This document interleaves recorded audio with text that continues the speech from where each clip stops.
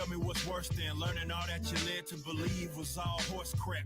They distort so question as if you war shack. Horsemen, forcemen, and they've long been having the course map.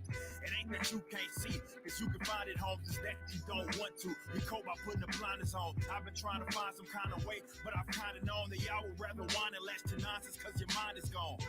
I can't save every person, and politicking is bringing the worst out the very earth. And every perk of living on this turf is being chipped at and nerfed, but I can't sit back and lurk. I've got to hit back, I'm certain it's my purpose. And it's a beautiful thing too. Hold up. Yay. Hey. Looking at the technological advances.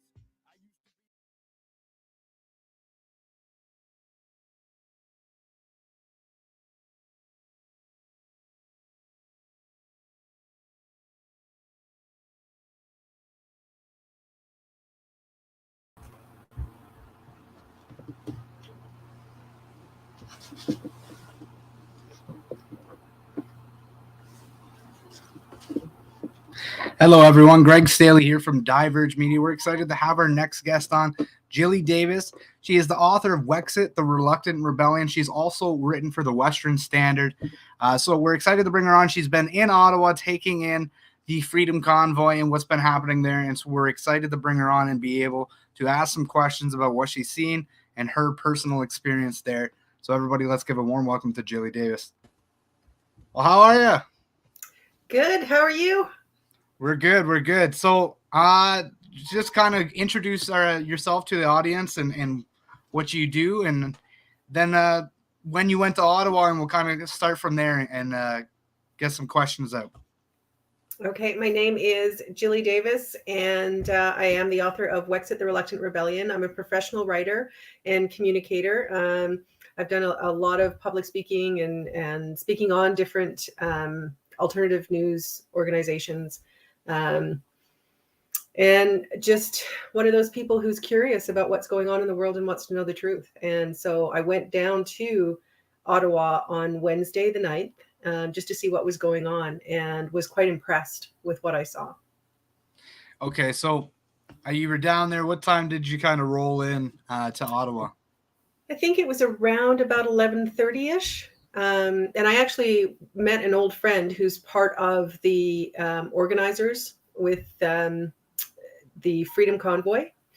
She's actually one of the leads from Newfoundland that I knew way back in another lifetime whenever I was doing makeup artistry and editing for a fashion magazine. So it was quite unusual to meet someone like that in this kind of a situation. So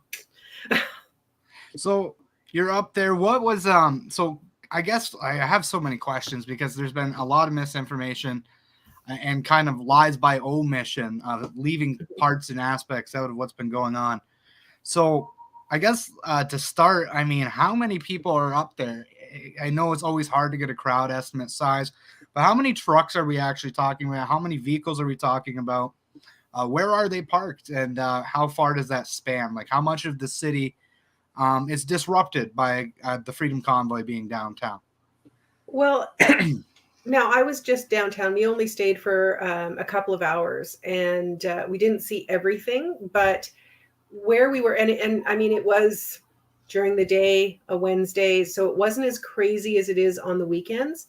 In fact, it was really quiet because they had just declared the state of emergency for the city, I think the day before. So it was very quiet. There are a lot of trucks, a lot. We didn't do a count, but you could have walked for miles and seen just truck after truck after truck.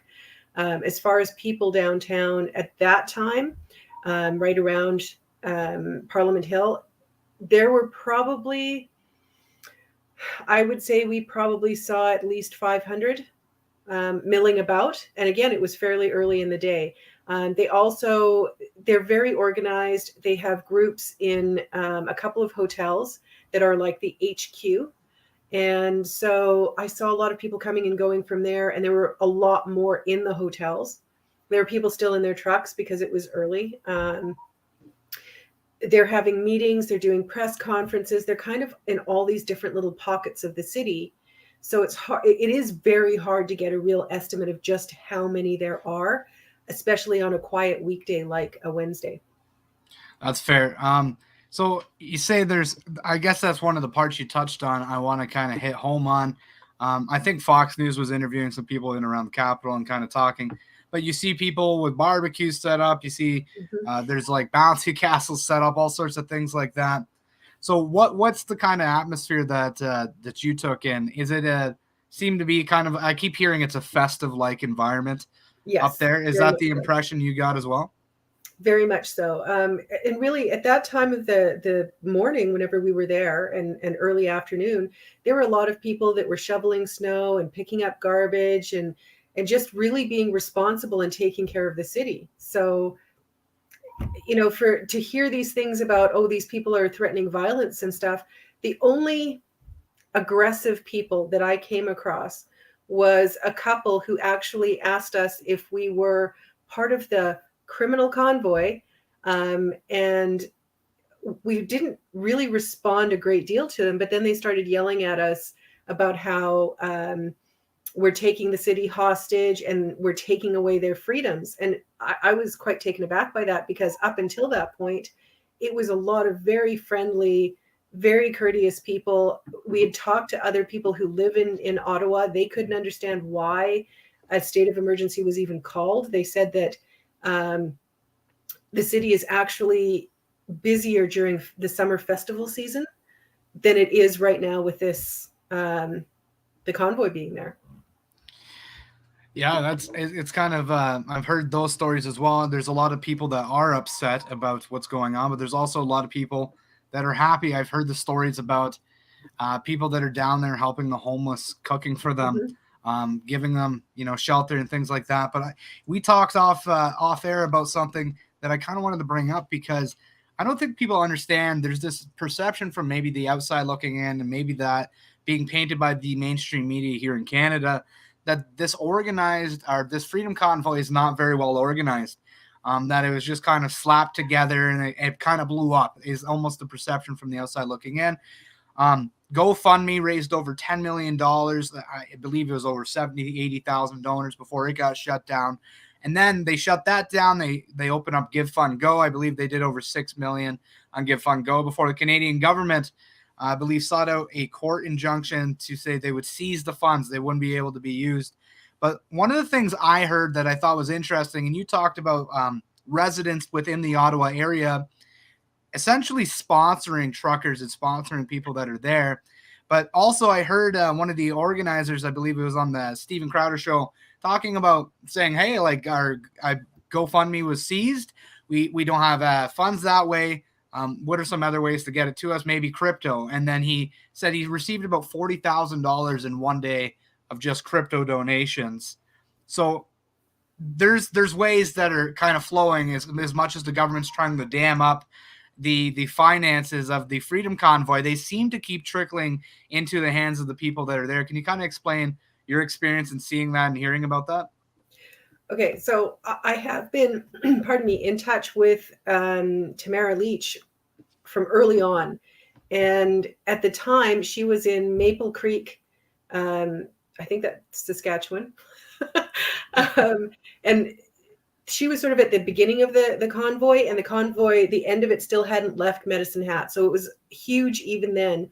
And she had told me at that point that she was stunned at how big it was at that point. And it just has grown bigger and bigger and bigger ever since. So they have, they've gotten more organized as time has gone by, because they've had to adapt to how big this actually has turned into, because they weren't expecting it to be as big as it is. As far as resources, not just money, but there are like different things that they've asked for from, like I was in one of the hotels talking to this old friend of mine who's involved with logistics, and another person came in and asked her for more jerry cans, sleds, and shovels. And it was like, no problem, we'll get those. So they have ways, whether it's citizens in Ontario or people coming into the city, that are bringing them resources, not just money. Food's coming in all the time. If you watch like the convoy on the way, there were people coming with huge boxes of food for the truckers as they pass through their towns and stuff. So they're not short on things, but that doesn't mean that the government isn't trying to stop them from being able to access those resources, because they were taking away fuel a few days ago. Yes. Yeah. It was, so they were not just taking away fuel, but they were also taking away firewood. Now, Yeah. my understanding is it's been returned, but yeah, they're definitely doing their best to take resources and try to dam up the ability of resources, finances to get through to people. But like you said, I believe you said to me, there's people that are sponsoring truckers, bringing them into their own homes, allowing them to shower. There's people that are bringing food out, like you said. Hey, I baked cakes. I brought this and I barbecued it up. Like, what do you want? And it's kind of uniting people as much as it's kind of dividing a lot of people. But I would say it's uniting a lot of people at the same time. I think it's uniting more than it's dividing, because the more that the government comes up against this, the more people get involved, and all over Canada, not just in Ottawa. And the other thing that was brought to my attention was that it's not just one group. So Ottawa is the one group. In Windsor, it's a different group. I heard today, Calgary on, I think it's both Saturday and Sunday, like on the weekend at 1:00, they have a big protest rally there, and that's separate from these other groups. Like this is a very grassroots, organic, and almost like a spider web of people saying, enough, we've had enough, and it's time to get our lives back to normal. And they're all coming out and supporting. And it was the convoy that got it started. It started this like little snowball that's turned into a massive avalanche of support from not just Canada, but all over the world. But Canada is really coming up and saying, we want our rights back. We want our freedoms back.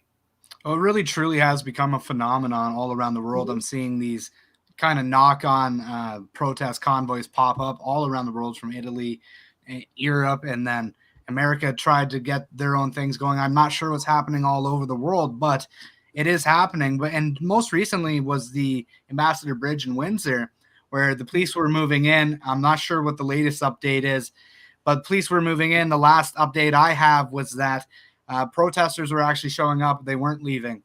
And more people were showing up to basically reinforce the area. So the government's posturing. I don't know how far they want to push the envelope.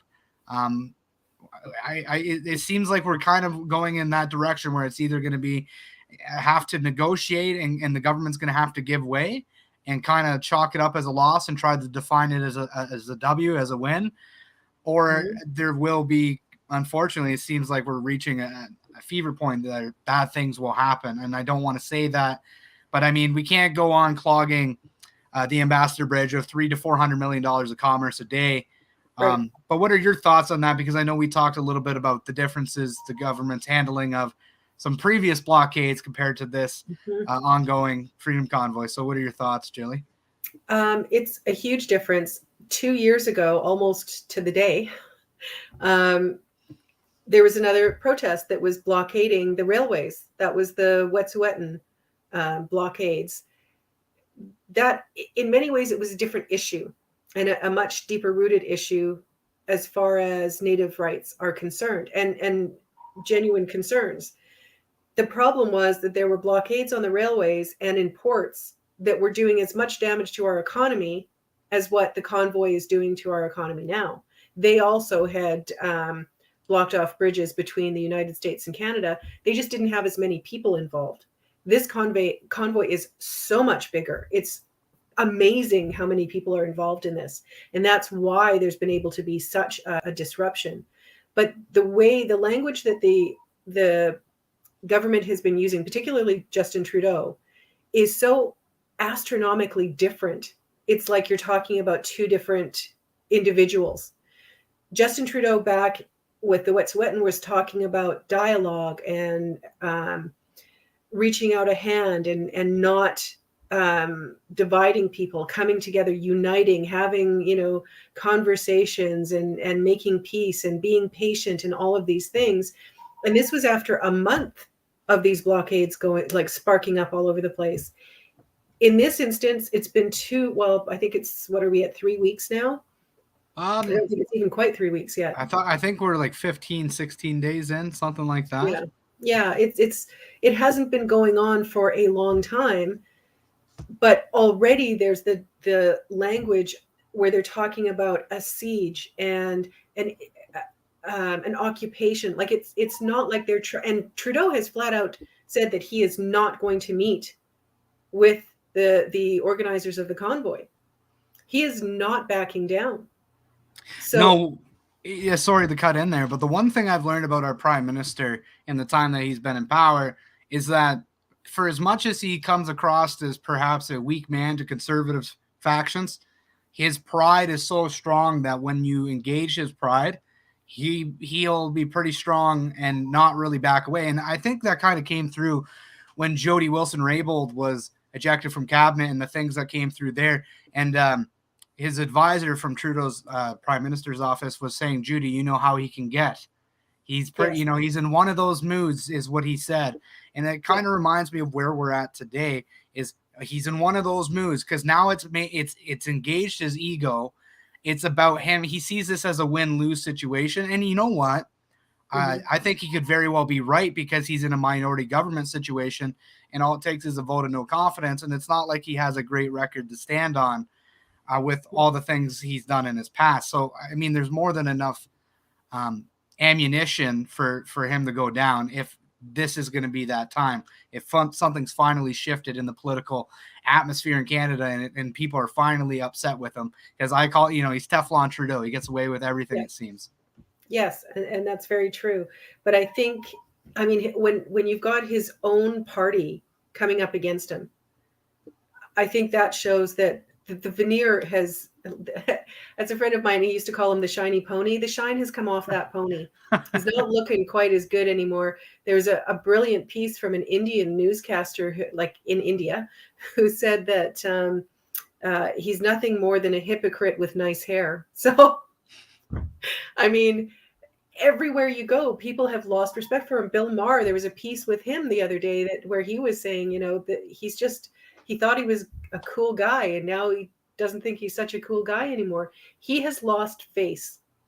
And I don't know if he can save face at this point. And yeah, his ego is so big. I don't know how he gets out of this intact, like politically for sure. Politically for sure, but I mean, I guess the concern is because the ego is so engaged. It's not just about Trudeau getting out intact. It's about everybody getting out of the situation safely and there being a safe exit and off ramp for all of this tension. And you know what? I didn't agree with Joelle Lightbound's position. Basically, he said that we need to make, he didn't agree with Trudeau's handling. That was the MP from Trudeau's party that came out. But he came short for me where he said that he didn't agree with his handling, but he just said we need an off date. We need to have like a concrete off date. My issue is I think if the government at this point says, hey, here's the off date, we're going to go with XYZ date, I don't think anyone will believe him. I think it kind of needs to be put into place as they're there. It's supposed to be 2 weeks to flatten the curve. It's been just about 104. In another few weeks, we're at 2 years. That's 104 weeks. The math is really bad on that one. That must be the new math or something. I don't know. But, they said 2 weeks and then it turned into 2 months. Then it turned into 2 years. Like they have no integrity anymore. They have their word to the people is now broken. Who can trust them or believe them? Every time they say we're going to end these mandates, they bring them back again.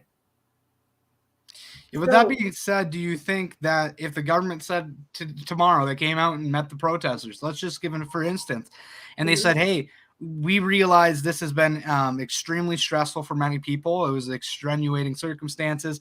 It's not ideal, but here a week or 2 weeks from now, this is the date. We're ending the mandates. We're ending the mask mandates, everything. It will be done. Do you think that the people there would actually believe it? Would that be enough? Or do you think it's the tensions to me seem high enough that it's almost like the people wouldn't believe it? It's almost, and it needs to happen now, where we're seeing Alberta and Saskatchewan kind of do the same thing. They're kind of announcing it. At least some of those measures are actually starting to be repealed back now. I believe the QR codes are done in Saskatchewan. as an example. Alberta now. as well. So there we go. Deleting their app. So. And then the mask mandates are still in place, is my understanding, but they're set to come out. Yeah, it's tough to follow. Like the timing of them is all like kind of all over the place, which is another part of this. Like, well, how does any of this make sense at this point? Because each province is different. I mean, in Ontario, it's still completely locked down. So how does that coincide with what's happening in Alberta or Saskatchewan or Manitoba or Quebec or anywhere else? So I think as far as the organizers and those people involved are concerned, it would have to be something that is concrete, that these mandates are going to end, the passports are going to end in 2 weeks, something in writing that's very public, that it would be almost impossible for the government to back down on, and then they will leave. I believe that. I think they have total integrity with what they say, that if the mandates end, we're gone. We will go home. But it has to be something that's going to be concrete and something that they can't worm their way out of a week later. I think that's where the concerns come in, because we've seen so much of that over the last 2 years, where, like you joked about, it's 2 weeks, we're at like 104 now, but it's more than just that. It's they'll say, we're, for instance, Jason Kenney in the summer, we're done with this. We're not going to go back in the restrictions. And he's telling people at, the Western Stampede this. And then what does he do? A few months goes by, and next thing you know, oh, my back's against the wall here. We've kind of seen the script play out again and again. Mm-hmm. So I worry about people's perception of that. And I kind of wonder what it will take to kind of diffuse the situation there. Because I guess my concern is, the organizers are one thing, but is there any concern on your end about maybe people that have, I would say, latched on at this point to kind of this movement and made it something or into their own representation of what it means to them? Well, I think there are always people like that will latch on to these things, and they may be a little more aggressive than the core of the movement. And we see that with all different kinds of protest movements. There's always these kind of satellite groups or people that kind of attach themselves, and they're not quite the type of people that you want involved in your protest or your movement, but they kind of attach themselves, and then they can cause problems for your movement. But because there are generally so few of them, once the core group starts going, the massive body starts backing away, they will have to as well. I see what you're saying. They don't have that kind of support there to really stick it out on their own. So that being said, like you say, it's a pretty good turnout. You were surprised at the turnout. How long do you think, I mean, if we're going to put a timeline to this, how long does this go on before we find an off-ramp?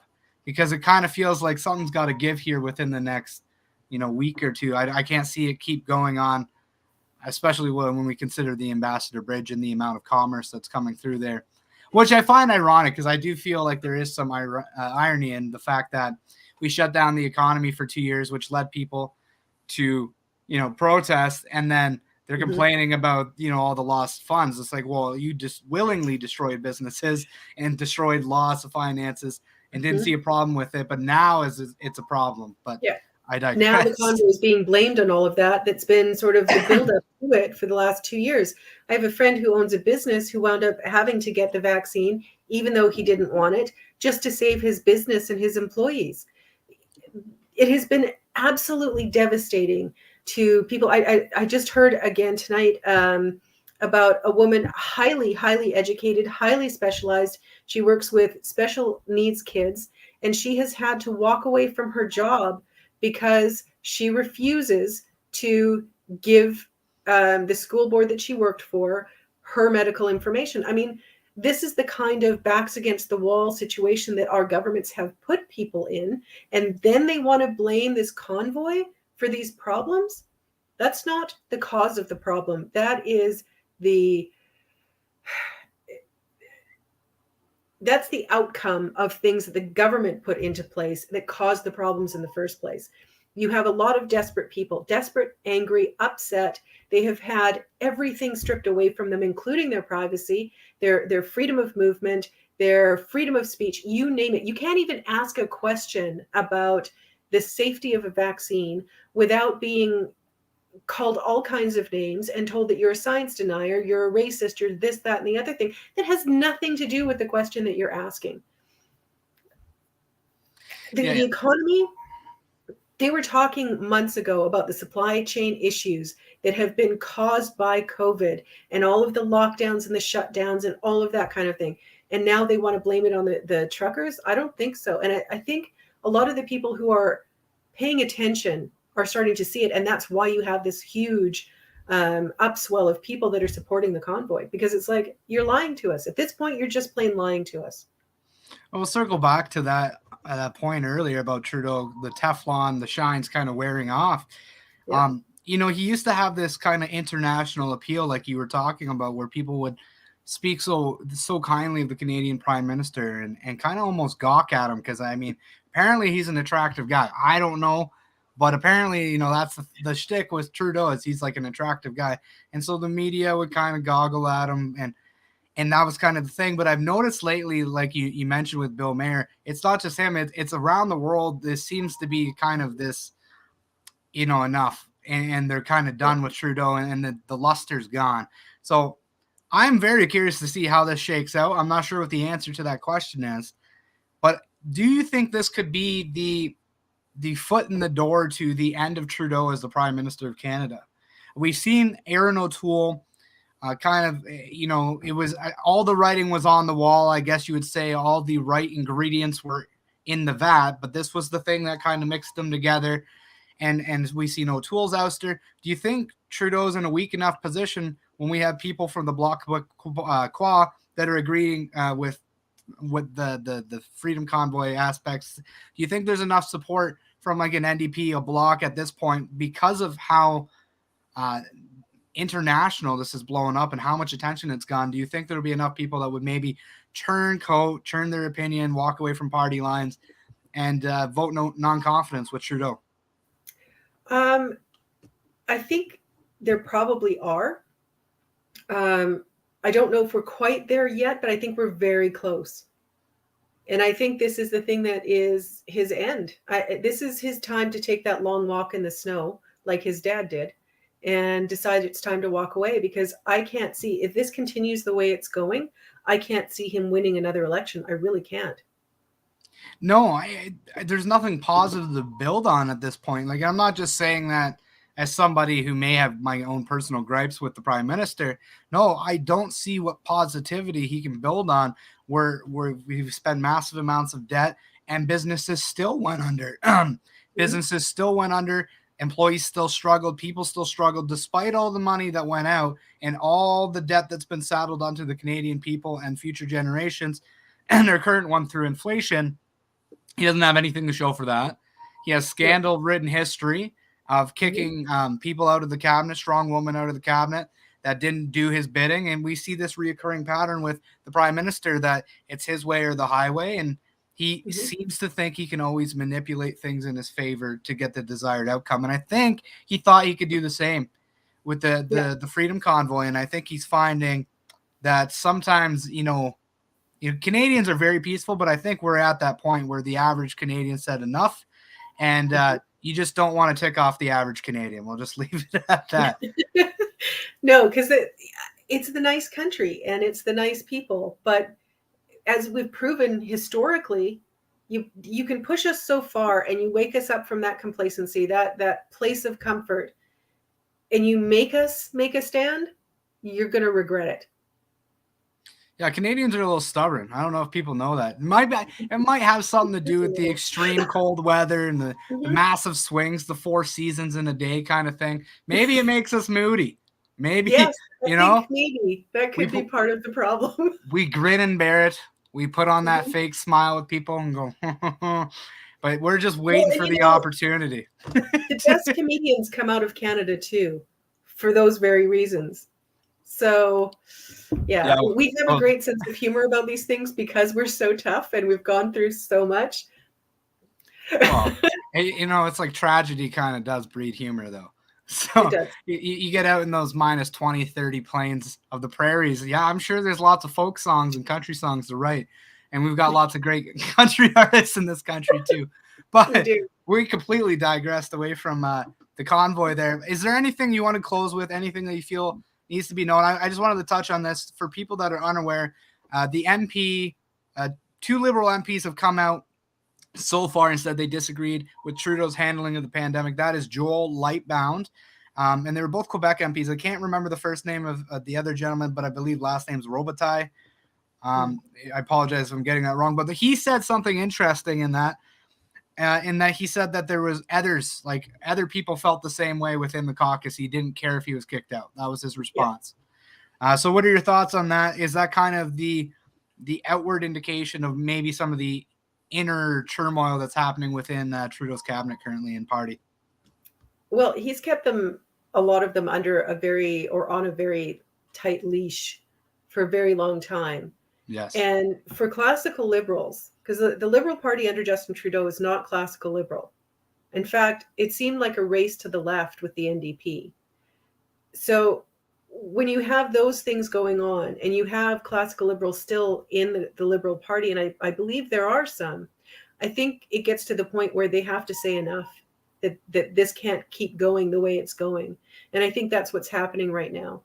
And you have to remember that these are people who are elected representatives. So each of the ridings are about 100,000 people. Some are significantly more, some are quite a bit less, but they're around about 100,000 people that each one of those seats in the House represents. So if you have 100,000 people in your riding, how many of those people are going to be happy with losing their jobs, losing their ability to fly freely around the world or even around Canada, who are going to be happy with having lockdown after lockdown after lockdown? I mean, they must be getting phone calls on a daily basis from those people that they are supposed to represent. So they've got to be feeling the pressure from their constituents as well.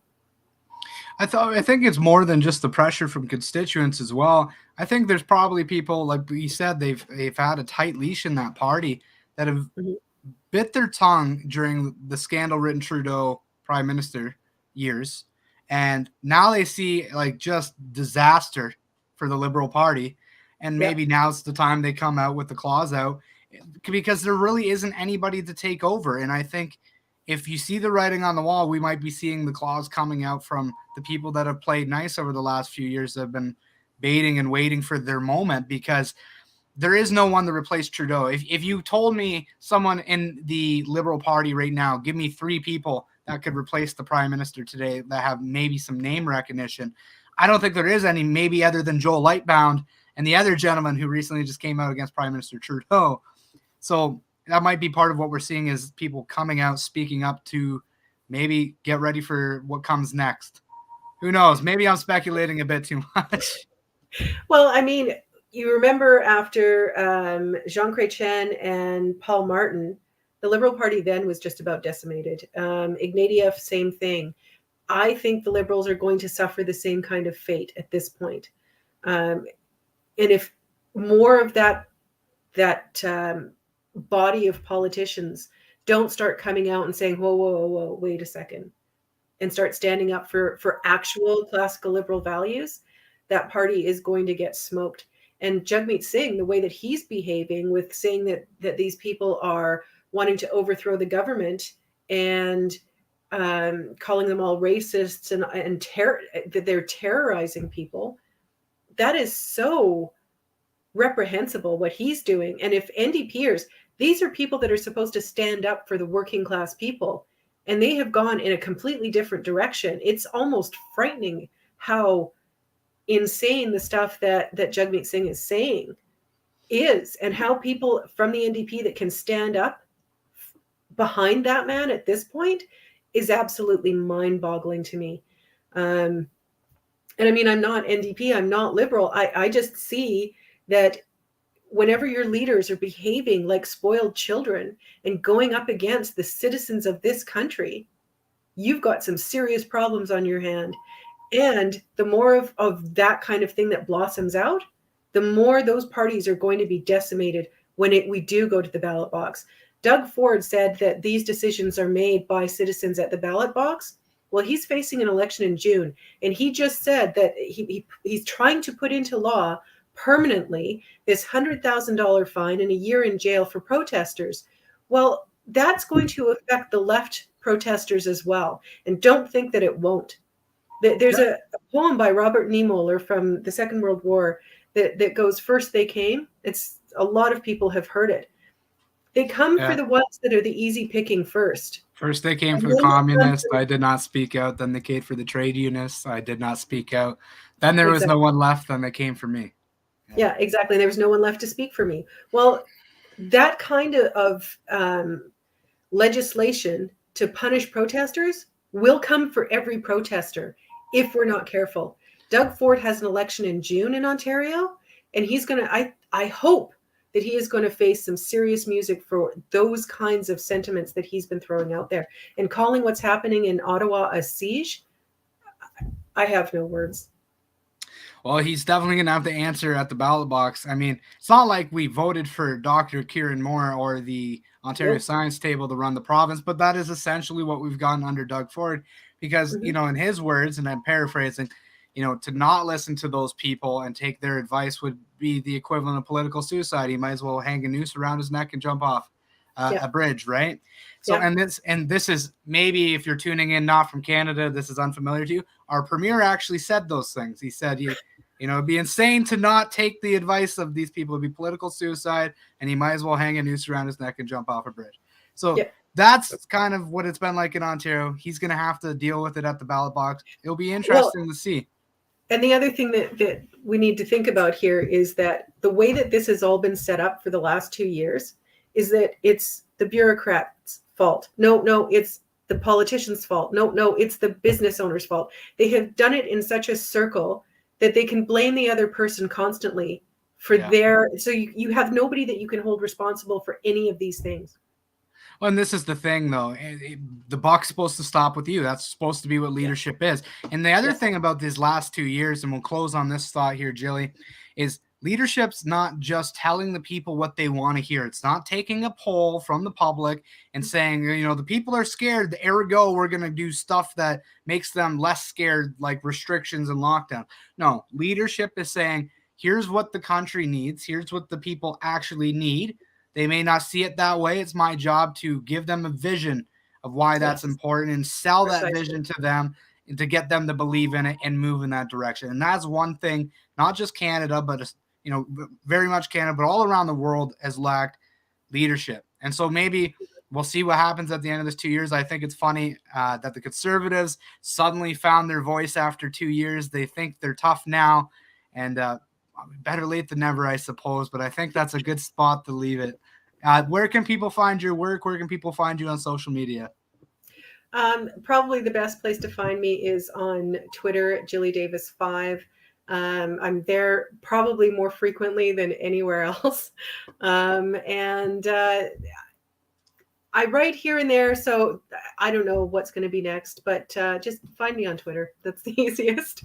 Sounds good. So find her on Twitter at Gilly Davis 5, author of Wexit, The Reluctant Rebellion. Thank you for joining us, Gilly. Thanks for having me. It was fun. Cheers. We'll see everyone next time. Bye.